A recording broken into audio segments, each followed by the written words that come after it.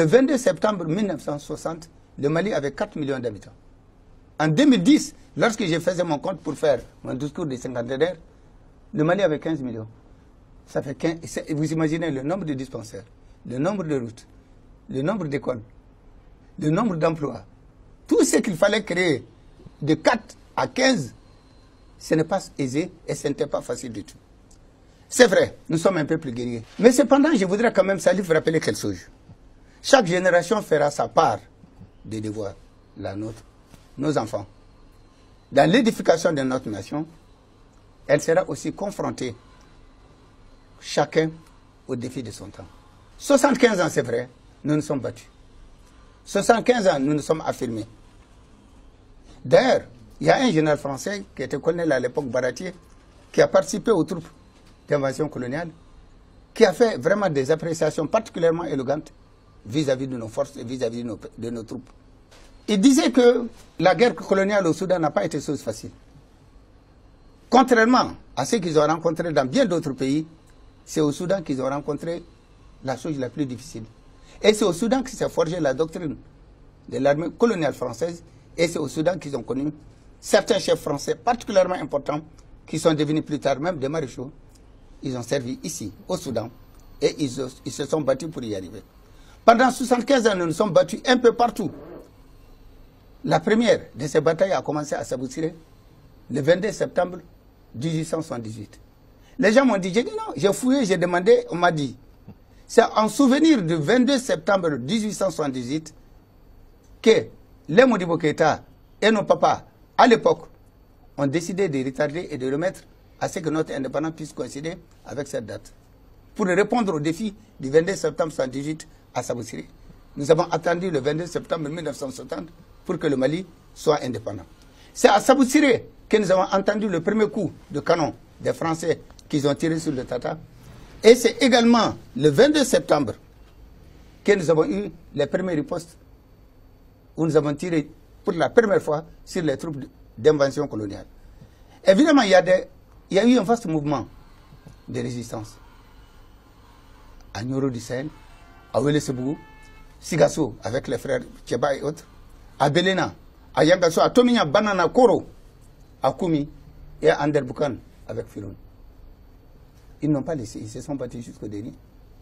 Et les éloges qui ont été faits par ceux-là même qui les ont combattus, et les témoignages, la meilleure qu'on pouvait adresser à des hommes. Ils ont dit, nous avons trouvé des hommes qui mouraient sans bruit, et on s'est battu parfois juste dans les cases, aux confins des cases, ils n'ont jamais voulu lâcher. Et pour dire le nombre, en 1890, il y a eu la bataille de Maïl. C'est une localité que j'ai visitée, pas loin de Nioro du Sahel. 9000 morts en une journée. C'est là que les troupes de El Hadj Oumar, un de ses neveux, qui s'appelait Amirou Djoulbe, c'est-à-dire le chef de ceux qui prient, et lui, Achinar, se sont affrontés. 9000 morts en une seule journée. Mais il y a eu encore une autre, plus loin, à Tombouctou, Takoubao. À Takoubao, c'était les frères Bonnier, qui ont été complètement laminés et battus par les troupes Touareg qui étaient en révolte. Donc tout ça, ce sont des signes qui prouvent que nous n'avons jamais été piétinés. Parfois, nous avons perdu. Mais nous sommes restés toujours droits dans nos bottes. Et là, c'est une histoire vraiment riche. Ça montre que le Mali, c'est un pays séculaire qui vient de très loin, avec des hommes valeureux, en tout cas qui ont enseigné la bravoure et l'amour de la patrie. Fouillez vous-même à leur thème. Toutes nos grandes chansons tournent sur les guerriers. C'est des chansons de gestes limites. Et la plupart de ces grands chefs ont été en même temps des chefs militaires. Et je crois que la bravoure au Mali est une vertu. Et c'est là extrêmement important. Les gens se poseront, mais au fond, à un moment, qu'est-ce qui nous arrive? Je ne vais pas rentrer dans le détail, peut-être ça fera l'objet d'une autre émission. Mais c'est l'occasion également de saluer ce qu'ils ont fait. Niamoudi Sissoko, qui était le chef de Saboutsiré.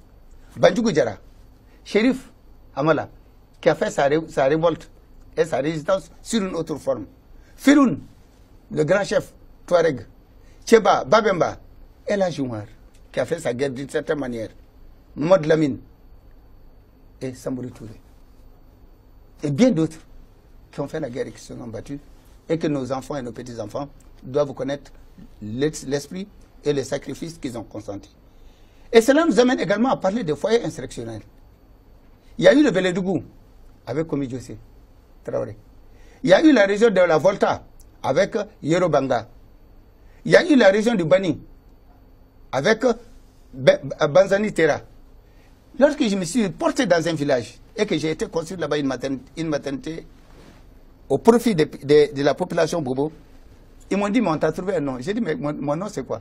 Il dit, désormais, on t'appelle Banzani. J'ai dit, mais qu'est-ce qui se passe? J'avoue, Salif, je ne connais pas, je ne sais pas. Ils m'ont dit, non, c'est un de nos grands héros et nous pensons que tu mérites ce titre. J'ai dit, pour avoir fait un hôpital, eh bien, tant mieux. Je suis un soldat, je préfère être héros que Outousouji. Et